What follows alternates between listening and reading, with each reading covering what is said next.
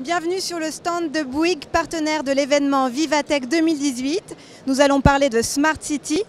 Avec nous, Denis Hameau, conseiller communautaire de Dijon Métropole, délégué à l'enseignement supérieur et à l'innovation en charge du projet Dijon on Dijon de Métropole Intelligente, et Magali Lecause, responsable des offres Smart City chez Bouygues Énergie et Services. Bonjour à tous les deux. Bonjour. Merci d'être parmi nous. Denis, pourquoi avoir lancé ce projet de Métropole Intelligente Smart City à Dijon ?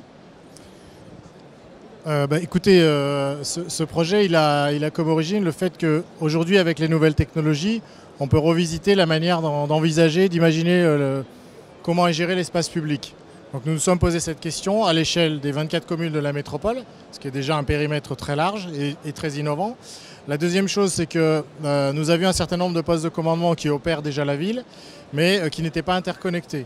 Donc avec les nouvelles technologies et la data, nous pouvons absolument aujourd'hui imaginer les choses dans une logique de poste de pilotage connecté qui embarquera l'ensemble de ces grandes fonctions urbaines.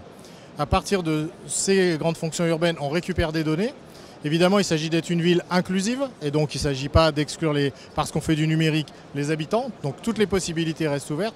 Pour autant, avec ces nouvelles technologies, nous pouvons récupérer des datas.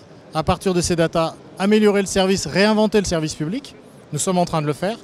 Et en même temps que nous faisons ça, nous travaillons à en faire un levier de développement économique parce que les datas peuvent nous améliorer le service aux habitants, mais aussi nous permettre de développer toute l'économie de la région et de la métropole.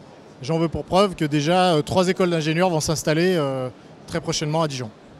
Donc on le rappelle, c'est la première fois qu'un tel projet a vu le jour en France et même en Europe. Magali, comment Bouygues Énergie et Services a bâti cette offre ? Alors du coup, Bouygues Énergie et Services s'est associé aussi d'acteurs complémentaires comme Citellum, filiale de EDF, mais également Capgemini pour les développements de la plateforme, Suez aussi pour les autres sujets liés à la Smart City comme les déchets, l'eau. Donc comme vous venez de le dire, c'est un projet innovant, une première en France. Donc on a vraiment développé un outil sur mesure, une base informatique qui est ouverte et interopérable vers tous les équipements urbains de la ville. Et comme l'expliquait Denis Hameau, demain c'est effectivement pour faciliter la gestion de la ville, la coordination des événements pour apporter des nouveaux services aux usagers.